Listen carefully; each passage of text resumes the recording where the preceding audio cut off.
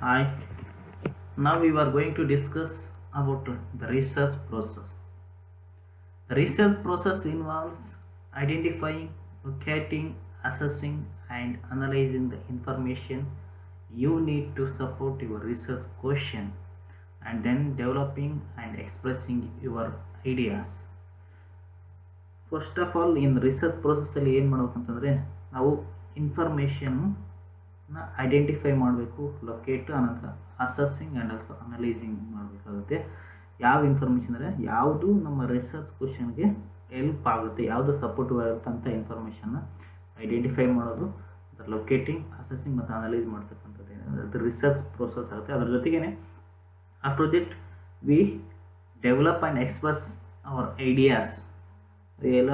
ಆನಂತರ ಕೊನೆಗೆ ಏನಂತಂದರೆ ನಾವು ನಮ್ಮದೇ ಆಗಿರ್ತಕ್ಕಂಥ ಒಂದು ಐಡಿಯಾಸ್ನ ಡೆವಲಪ್ಮೆಂಟ್ ಮತ್ತು ಎಕ್ಸ್ಪ್ರೆಸ್ ಮಾಡ್ತಕ್ಕಂಥದ್ದು ಏನಿದೆ ಅದನ್ನು ನಾವು ರಿಸರ್ಚ್ ಪ್ರೊಸೆಸ್ ಅಂತೇಳಿ ಕರಿತೀವಿ.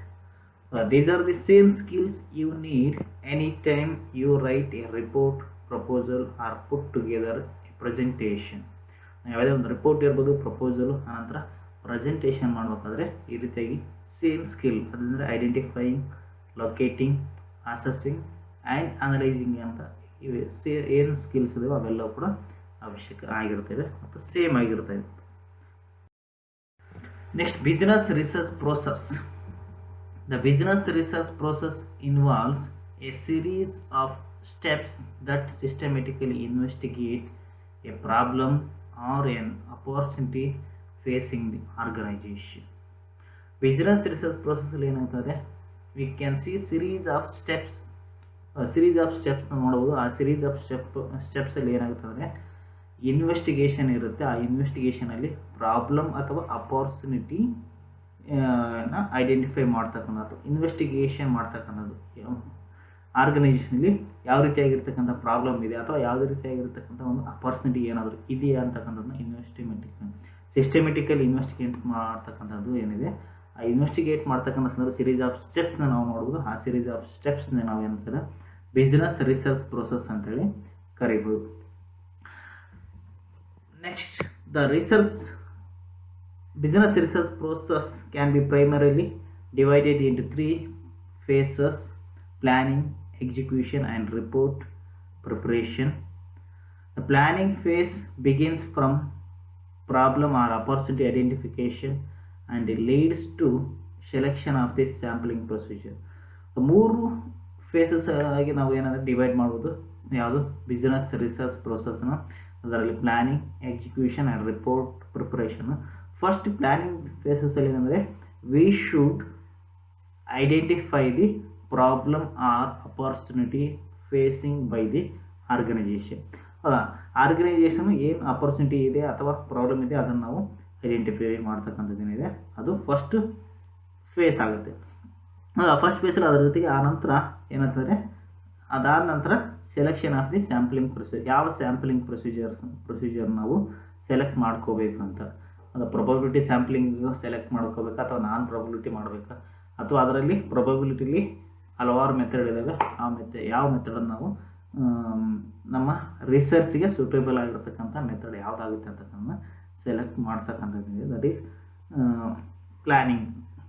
Next, data collection and evaluation can be described as the execution phase of the business research process.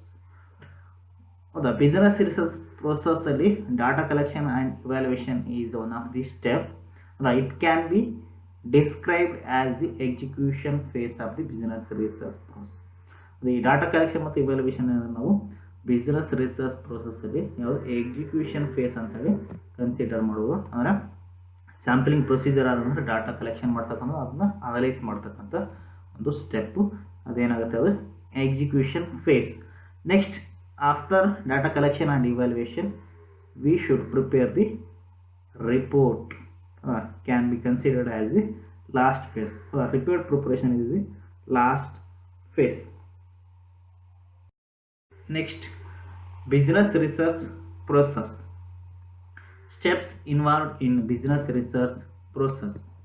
First one, identifying and defining problem or opportunity, planning the research design, selecting a research method, selecting a sampling procedure, data collection, evaluating the data, preparing and presenting the research report.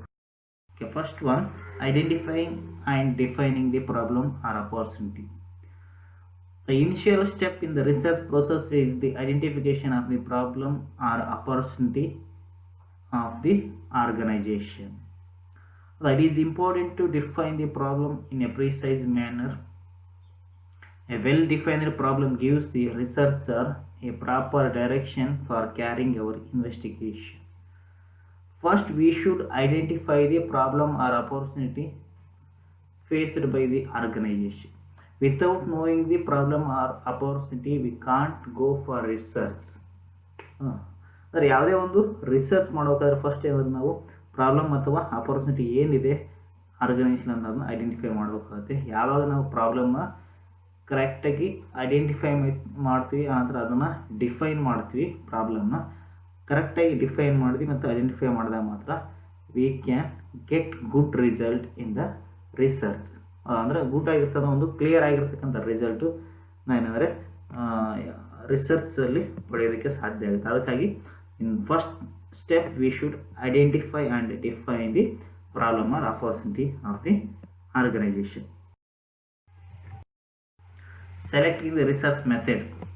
Third step, there are four basic methods of conducting a research study: secondary data studies, surveys, experiments and observation. Research method.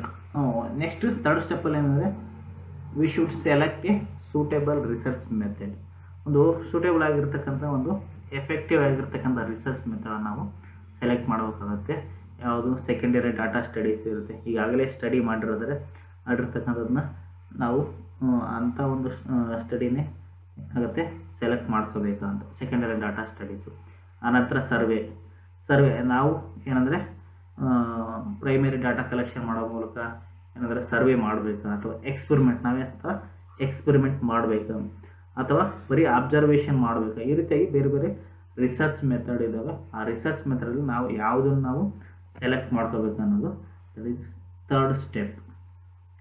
The research design method is chosen based on the objective of the study, the cost involved in conducting the study, the availability of the data and finally the importance and urgency of the decision. ಅಂದರೆ ನಾವು research method selection ಮಾಡಬೇಕಾದ್ರೆ ಏನೇನು dependent ಆಗಿರುತ್ತೆ ಅಂತಂದರೆ ಅಲ್ಲಿ objective of the study ಏನಿದೆ, ಅದ್ರ ಜೊತೆ ಕಾಸ್ಟ್ ಏನಿದೆ, ಆನಂತರ ಅವೈಲೇಬಿಲಿಟಿ ಆಫ್ ದಿ ಡಾಟಾ ಏನಿದೆ, ಅದ್ರ ಜೊತೆಗೆ importance and urgency of the decision. These are the dependents in selecting the research method. Next, selecting the sampling procedure. Sampling is a process that uses a small number of items or a small portion of a population to draw conclusions regarding the whole population. ಯಾವುದೇ hole population ನಾವು collect ಮಾಡ್ಕೊಂಡು ಏನಂತಂದರೆ research ಮಾಡೋದಕ್ಕೆ ಸಾಧ್ಯ ಆಗೋದಿಲ್ಲ. ಅದಕ್ಕಾಗಿ ಏನಂದರೆ ಪಾಪ್ಯುಲೇಷನಲ್ಲಿ small portion ಏನಿರುತ್ತೆ ಅದನ್ನು ನಾವು ಸೆಲೆಕ್ಟ್ ಮಾಡ್ಕೊಳ್ತೀವಿ. ಆ ಸ್ಮಾಲ್ ಪೋರ್ಷನ್ ಅಥವಾ ಏನಿದೆ ಸ್ಮಾಲ್ ನಂಬರ್ ಆಫ್ ಐಟಮ್ಸ್ ಏನಿದೆ ಅದನ್ನು ನಾವು ಸ್ಯಾಂಪ್ಲಿಂಗ್ ಅಂತೇಳಿ ಕರಿತೀವಿ. A well defined sample as the same characteristics as the population as a whole. And therefore, when a research is conducted on a such sample, the results obtained will represent the characteristics of the whole population. Well define ಆಗಿರತಕ್ಕಂಥ ಒಂದು sample ಏನಾದರೂ selection ಮಾಡ್ಕೊಂಡ್ರೆ ಏನಾಗುತ್ತೆ, ಅದು ಏನನ್ನು indicate ಮಾಡ್ತದೆ, it indicates hole population. ಅಂದರೆ ಪೂರ್ತಿ ಹೋಲ್ ಪಾಪ್ಯುಲೇಷನಲ್ಲಿ ನಾವೇನಂದರೆ ಸ್ಮಾಲ್ ಪೋರ್ಷನ್ ಅಥವಾ ಸ್ಮಾಲ್ ನಂಬರ್ ಆಫ್ ಐಟಮ್ಸ್ ಮಾತ್ರ ಸೆಲೆಕ್ಷನ್ ಮಾಡ್ಕೊಂಡಿದ್ರು ಕೂಡ ಏನಂದರೆ ಅದೇನಾಗುತ್ತೆ, it indicates the whole population, ಪೂರ್ತಿ ಪಾಪ್ಯುಲೇಷನ್ ಏನಿದೆ ಅದನ್ನು ಇಂಡಿಕೇಟ್ ಮಾಡುತ್ತೆ. ಅದಕ್ಕಾಗಿ ಏನಾಗಿದೆ, we should select a well defined sample in the population. Another important aspect of sampling is to decide the size of the sample. The bigger the sample size, the greater will be its precision. ಅಂದರೆ sample size decision ಮಾಡ್ತಕ್ಕಂಥದ್ದು ಕೂಡ one of the important aspect ಅಂತ ಹೇಳ್ಬೋದು ಸ್ಯಾಂಪ್ಲಿಂಗಲ್ಲಿ.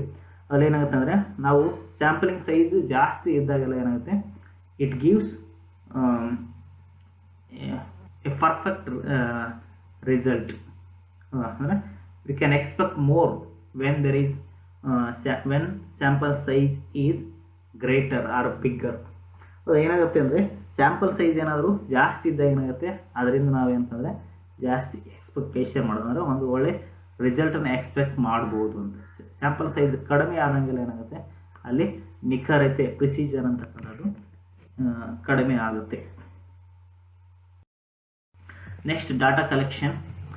After preparing A suitable sample, the researcher collects the data from the units in the sample. Data collection is done in two stages, pre-testing and the main study. Pre-testing involves collecting data from a small subsample to test whether the data collection plan for the main study is appropriate. ಇಲ್ಲಿ data collection ಎರಡು ಸ್ಟೇಜಲ್ಲಿ ಮಾಡ್ತಾರೆ. ಏನಂದರೆ first pre testing and main study ಅಂತ. ಈ pre testing ಅಂತಕ್ಕಂಥದ್ದು ಏನಿದೆ, ಎರರ್ನ ನಾವು ಕಡಿಮೆ ಮಾಡೋದಕ್ಕೆ ಅಂತಂದರೆ ಪ್ರೀ ಟೆಸ್ಟಿಂಗ್ ಅಂತಕ್ಕಂಥದ್ದು ನಾವು ಮಾಡ್ಬೋದು. ಅದ್ರ ಜೊತೆಗೆ ನೆಕ್ಸ್ಟು ಮೇನ್ ಸ್ಟಡಿ. ಆ ಪ್ರೀ ಟೆಸ್ಟಿಂಗು ಏನಾದರೂ ಎರರ್ಸ್ ಇದ್ದರೆ ಅದನ್ನ ಅವಾಯ್ಡ್ ಮಾಡಿ ಆನಂತರ ಮೇನ್ ಸ್ಟಡಿ ಏನಂತಂದರೆ ಕರೆಕ್ಟ್ ಆಗಿರ್ತಕ್ಕಂಥ ಒಂದು ಸ್ಯಾಂಪಲ್ನ ಕಲೆಕ್ಟ್ ಮಾಡೋದಕ್ಕೆ ಏನಂತಂದರೆ some researcher uses pre testing. This pre-testing helps the researchers to minimize any potential errors that may crop up during the main study. Evaluating the data. The most important aspect of data evaluation is to convert the data collected into a format which will facilitate the manager in effective decision making. Data ಇರುತ್ತೆ, ಆ ಡಾಟಾದಿಂದ ಏನಂದರೆ ಯಾವುದು manager can't decide, ಅಂದರೆ ಒಂದು ಡಾಟಾದಿಂದ ಈ can't take any decision. ಆ ರೀತಿಯಾಗಿ ಡಾಟಾನ decision ತಗೊಳ್ಳೋದಕ್ಕೆ ಸಾಧ್ಯ ಆಗಲ್ಲ. ಅದಕ್ಕೆ ಏನಂದರೆ you should convert that data into a correct format. ಒಂದು ಕರೆಕ್ಟ್ ಫಾರ್ಮೆಟಿಗೆ ಏನಂದರೆ ಅದನ್ನ ಕನ್ವರ್ಟ್ ಮಾಡೋದಾಗ ಏನಂದರೆ ಅದರಿಂದ manager can take a correct decision, ಕರೆಕ್ಟಾಗಿರುವಂಥ ಡಿಸಿಷನ್ ತಗೊಳ್ಳೋದಕ್ಕೆ ಸಾಧ್ಯ ಆಗುತ್ತೆ. ಅದಕ್ಕಾಗಿ ಏನಂದರೆ we should evaluate the data, or we should analyze the data to take the appropriate decision. Reason for analyzing the data is to obtain research results and to prepare the research report. Research ರಿಸಲ್ಟ್ಗಾಗಿ ಏನಂತ ನಾವು data analysis ಮಾಡೋಕೆ, ಅದ್ರ ಜೊತೆಗೆ to prepare the research report prepare ಮಾಡಬೇಕು. ಅದ್ರ ಜೊತೆಗೆ research result ಪಡೆಯೋದಕ್ಕೆ ಏನಂದರೆ ನಾವು ಡಾಟಾ ಅನಾಲಿಸಿಸ್ನ ಮಾಡಬೇಕಾಗುತ್ತೆ. Next, several mathematical and statistical models are used to evaluate the data. Data ಅನಾಲಿಸಿಸಲ್ಲಿ ಏನಂತಾರೆ, we uses many mathematical and also statistical models. And evaluation of data normally starts with editing and coding of the data. Editing is undertaken to verify the data and check for any potential errors or for any inconsistencies and so on. ಅದು editing ಮತ್ತು coding ಅಂತ ಇರುತ್ತೆ evaluation of ಡಾಟಾದಲ್ಲಿ.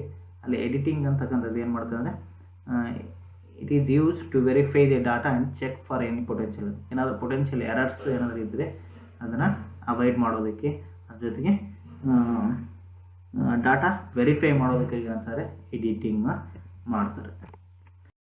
Next, last step, preparing and presenting the research report. The research report should contain a brief description of the objective of the research, a summary of the research design adopted, a summary of the major findings, and conclude with the limitations and recommendations. Research ಡಿಸೈನಲ್ಲಿ first ಏನಂತಂದರೆ objectives ಇರಬೇಕು, ಅದಕ್ಕೆ next research design ಅಡಾಪ್ಟೆಡ್ಡು, ಅದರ ಬಗ್ಗೆ summary ಇರಬೇಕು, ಅದ್ರ ಜೊತೆಗೆ findings and also conclude with limitation and recommendation. ಏನಾದರೂ ಮೇಜರ್ ಫೈಂಡಿಂಗ್ಸ್ ಇದ್ದರೆ ಅದ್ರ ಬಗ್ಗೆ ಅದ್ರ ಜೊತೆಗೆ ನೆಕ್ಸ್ಟ್ ರಿಸರ್ಚ್ ಲಿಮಿಟೇಷನ್ಸ್ ಮತ್ತು ರೆಕಮೆಂಡೇಷನ್ಸ್ ಕೂಡ ರಿಸರ್ಚ್ ರಿಪೋರ್ಟಲ್ಲಿ ಇರಬೇಕಂತ.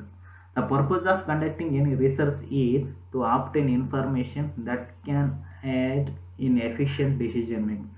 ಎಫಿಷಿಯಂಟ್ ಡಿಸಿಷನ್ ತಗೊಳ್ಳೋದಕ್ಕಾಗಿ ಏನು ಯಾವ ಇನ್ಫಾರ್ಮೇಷನ್ ಅವಶ್ಯಕತೆ ಇರುತ್ತೆ ಅದನ್ನು ಪಡೆಯೋದಕ್ಕಾಗಿ ಏನಂತಂದರೆ ನಾವು ರಿಸರ್ಚ್ನ ಅಥವಾ ರಿಸರ್ಚ್ ರಿಪೋರ್ಟ್ನ ಏನಂತಂದರೆ ಪ್ರಿಪೇರ್ ಮಾಡ್ತೀವಿ. The amount of information provided in the research report should be based on the requirements of the manager. ಇಲ್ಲೇನಾಗುತ್ತೆ ಅಂದರೆ amount of information in research report should be based on the requirements of the manager. Requirements ಏನಂದರೆ ಅದರ ಥರನಾಗಿ ಏನಂತಾರೆ information ಇರುತ್ತೆ. These are the steps in the business research process. Thank you.